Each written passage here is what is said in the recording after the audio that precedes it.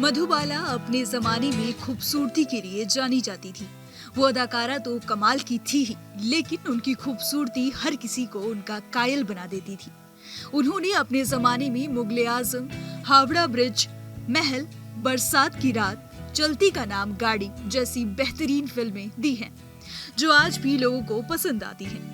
लेकिन क्या आप जानते हैं कि मधुबाला के शुरुआती और बाद के दिन जितने शानदार रहे, आखिरी समय में दिन उतने ही बुरे रहे।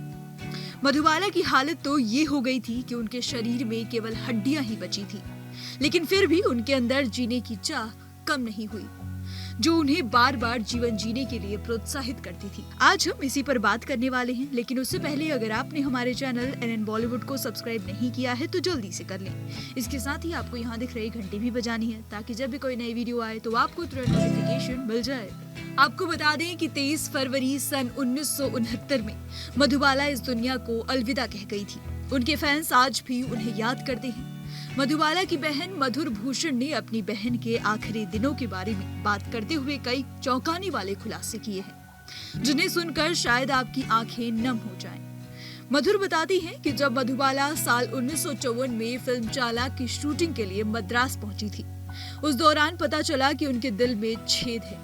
ऐसे में डॉक्टर ने उन्हें 3 महीने तक बेड रेस्ट करने की सलाह दी, लेकिन मधुबाला ने फिल्म की शूटिंग जारी रखी, जिससे पता चलता है कि वो अपने काम के प्रति कितनी जुझारू थी। वहीं फिल्म मुगले आजम की शूटिंग के दौरान उनकी हालत बद से बदतर हो गई, जहां उन्हें बेड़ियों में बंद कर शूटिंग करना होता था। ऐसे में जंजीर के जकड़ने की वजह से उनके हाथ नीले पड़ जाते थे। इतना ही नहीं, वो फिल्म में जेल में बंद कैदी की तरह दिखने के लिए सेट पर खाना भी नहीं खाया करती थी। इस दौरान उनकी हालत देखकर डॉक्टर ने कह दिया था कि वे केवल 2 साल जिंदा रहेंगी।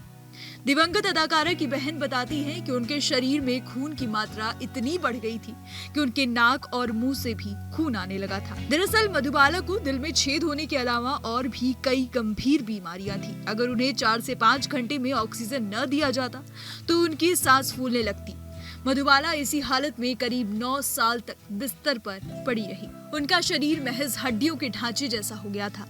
ऐसे में वो जब भी खुद को देखती तो रो पड़ती। इतना ही नहीं, वो कहती कि उन्हें मरना नहीं है, जिंदा रहना है। डॉक्टर इस बीमारी का इलाज कब निकालेंगे? मधुर आगे बताती है कि वो आखिरी बार अपनी बहन से मिल भी नहीं पाई थी, जब उन्हें खबर मिली कि मधुबाला अब जिंदा नहीं रह पाएंगी। जिसके बाद जब तक वो मधुबाला के पास पहुंची, वो हार्ट अटैक के चलते इस दुनिया से जा चुकी थी। तो आपको हमारी ये वीडियो कैसी लगी और आप कौन से टॉपिक पर वीडियोस देखना चाहते हैं, हमें कमेंट सेक्शन में जरूर बताएं। इसके साथ ही हमारे चैनल को सब्सक्राइब करना ना भूलें।